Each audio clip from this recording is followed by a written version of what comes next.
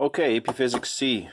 This is a second static force video. We got to look at a couple problems. We got to look at an inclined plane problem, and then another classic problem, the tightrope problem. So this is going to be to try to help you with doing number 2 and number 3 a bit.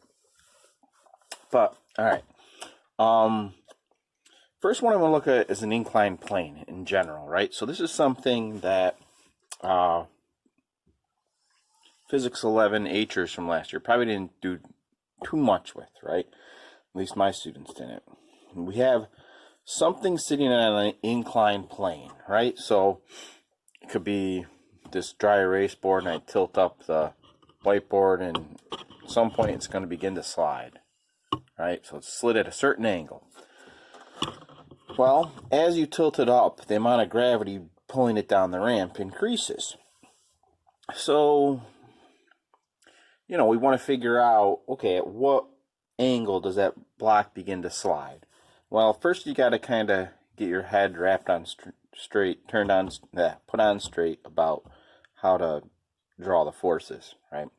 So this block sitting on the ramp is going to have 3 forces acting on it, right? There's always the force of the earth pulling it down, right? This is the force of gravity, we call that. And it's going to have the ramp, this, you know, anytime a block is interacting with a surface, there's 2 forces, right? There's the force perpendicular to the surface, that's our Fn, and then the force parallel to the surface, that's going to be friction. Now, sometimes friction could actually be down the ramp, right? If you're trying to pull the block up the ramp, the friction would be this way. Since we're allowing gravity to try to pull it down the ramp, friction is up the ramp, the force of friction. So we have these 3 forces, and the friction and normal force are perpendicular to one another. In fact, if I take my whiteboard and I turn it, right? Turn it. It looks a lot like just a block on flat ground right now, right? Normal force friction, but we got this weird gravity pulling it down and at an angle. Believe it or not, that's what we do with our coordinate system when we draw our coordinate system on here. We actually draw our coordinate system not vertical and horizontal. We draw our coordinate system so that our x-axis is parallel to the ramp. Now, why the heck do we do that? Well, what that does is it puts 2 of the force vectors on axis.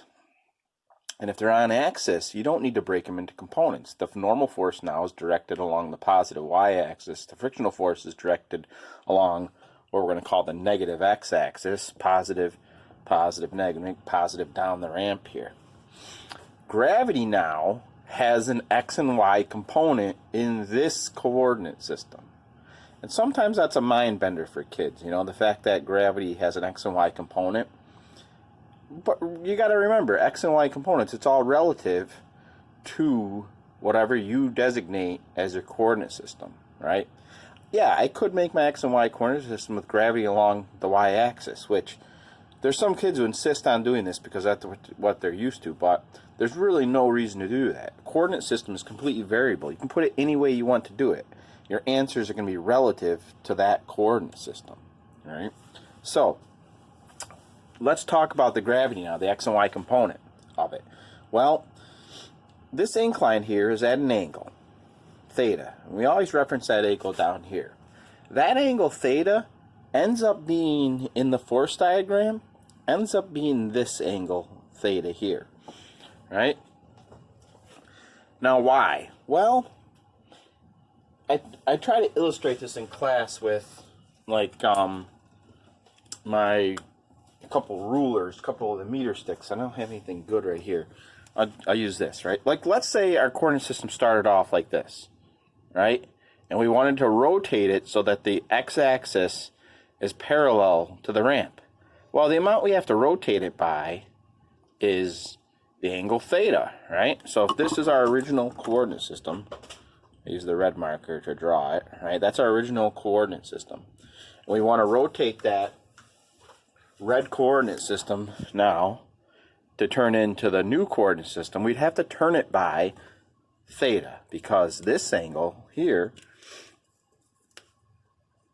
is the same as this angle. These are whatever they call them, interior, opposite, something like that. So to get our x-axis horizontal to the plane, we have to rotate it down by theta. All right, so we go right? So now our axis rotates by theta. That means our y-axis has rotated by theta. So that's why that angle there is the angle of the incline. All right. Now, to get the x and y component of gravity, now you do have to kind of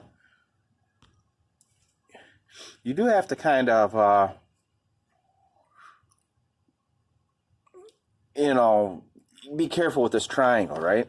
I wish I had one more color marker. Okay, I do. The x component of gravity is easy to see, right? It runs parallel to the axis like that. We're going to call that FGX. All right, that's there. Things are getting a bit hard to see, but that's okay. Our rectangle that we're using goes like this. FGY, I'm just going to make these two components solid for now, which isn't really the best thing to do, but I'm going to redraw it in a second. FGY goes that way, all right? So the y component of gravity goes this way. That has to be equal to the normal force. FGX goes down this way. That's balanced by friction, as long as we're in the static case. So really, for that number 2 problem, what we're doing here is we're figuring out the angle so that the net force in the x direction is 0. And any bigger angle than that, and then it'll become unbalanced, right? It'll become unbalanced. Like any steeper angle than whatever this is, and then FGX becomes greater than the static friction, it'll start to slide, all right? So I'm going to kind of redraw this a little bit smaller. Oh man, this dry erase markers. I think it's the, I gotta wash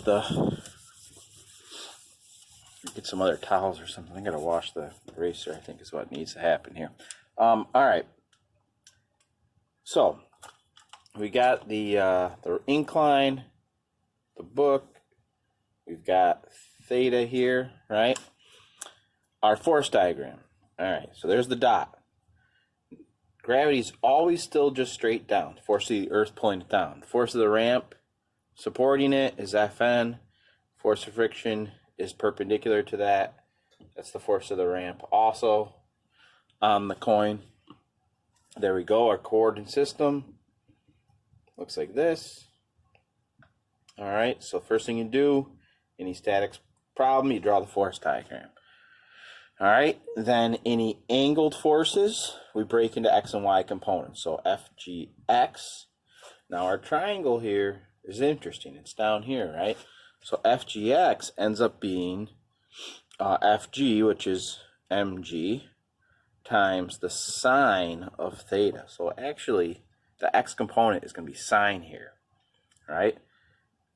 Sometimes that's the case, right? Sine does not always go with the y component. FGY here is mg times the cos of theta. Now, FGY here is negative. FGX, going down the ramp, that's my positive direction. That's positive. FGY is negative. You have to put the sign on it. It's up to you to put the sign on these things. FGY is negative. It's going down here.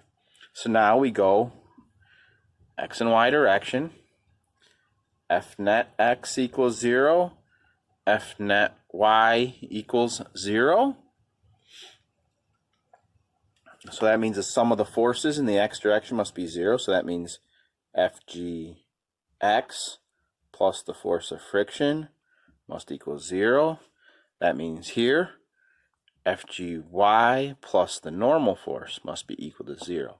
I always write them as the sum of the forces to start off with. Once I start putting in variables, for individual single quantities and stuff, and writing algebraic relationships here, then I put the signs on things. So FGX is positive, so it's mg sine theta plus the force of friction. Force of friction is the coefficient of friction times the normal force. However, I have to make this negative because the force of friction's in what I'm calling the negative direction. So I have to make this negative here, right? And this equals 0. And quick sanity check, yeah, the gravitational force minus the frictional force must be 0, and it's minus the value of the frictional force must be 0, right? Because they have to cancel each other out. This is going to move over here, right? So then you get basically the magnitude of the gravitational force equals the magnitude of the frictional force. All right, the vectors are not actually, it's probably something to note here. These, you probably should treat these all as vector quantities, right? The fact that the vectors must all add up to 0, not their magnitudes, right? So I should probably be a little bit more careful about that, right? Kind of makes sense. Now we've converted everything into magnitudes and we put the sign in there. Over on the y direction, so just, what we're doing is, it's like, wait a minute, Harmon, what are you actually solving for right now? Well, it doesn't really matter. Believe it or not, it doesn't really matter, because you would have to set this problem up. If you were looking for the angle, if you were looking for the coefficient of friction, if you knew the angle and you knew it slid at a certain angle, you could determine the coefficient of friction. If you knew the coefficient of friction and the angle, you could probably determine the mass of the object. Something like that. Actually, I don't think the mass. I don't think you could actually get the mass, but we'll see. You could estimate g. Who knows why you would want to do that? So again, we're trying to find the coefficient of friction, knowing the angle, right? We could do the opposite. We could know the coefficient and find the angle. Typically, we don't know coefficients of friction, so that's why in this one we're solving for the coefficient of friction. We could easily measure the angle it slides at. We could easily measure the mass of the coin. So it doesn't even matter what we're looking for. We're still going to always, set it up the same way. Force diagram, break angles, vectors, and their components, then apply Newton's second law is what I call this part over here. So for the y direction, FGY now is negative mg cos theta plus Fn, the normal force, equals 0. Cool. This is all algebra now, right? We have two equations. That's the whole multidimensional thing. We got two equations. I'm having fun here. I like these types of problems, We have two equations, but we don't know the mass of the coin. We don't know the coefficient. We don't know the normal force. Don't know the mass, don't know the normal force. Crud. That's not good. We got three unknowns, two equations. All right, so we do our old standby. We solve one of the equations for one of the variables and plug it into the other. But you might say, well, what am I going to solve for, mass or Fn? Well, my gut tells me you should probably solve for Fn. So let's solve this one for Fn and plug it in over here. So the normal force is just equal in magnitude to mg cos theta. And I know AP Physics 1 students from last year, you're like, Harmon, we knew that. We can just write that. Okay, tough guy, you can just write that. But, this is the formality of it. I'm showing you, maximizing your points here. This is a basic problem to kind of get warmed up on, so that later on we do harder problems that you can't just wing it, and you can't just simply say Fn equals FGY. Yes, we do that all the time. We just say Fn equals FGY. You're going to have to just say that later on, but you have to be careful. All right, let me get myself a little more space over here. We've already recorded that. Now I'm going to put this in over here, so I get mg sine theta minus mu times mg cos theta. Now, you got to be careful here, right? If you made a sign error here, if you said Fn was equal to negative mg cos theta and you put it over here, then you'd have a double negative sign and you'd be in trouble.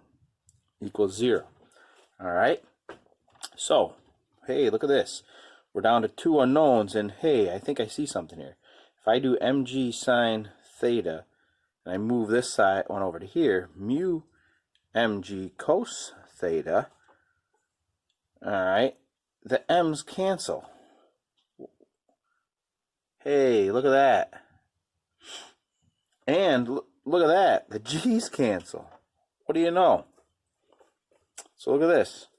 We solve this for mu, and we get an interesting result. Mu equals sine theta over cos theta. What? Mind blown.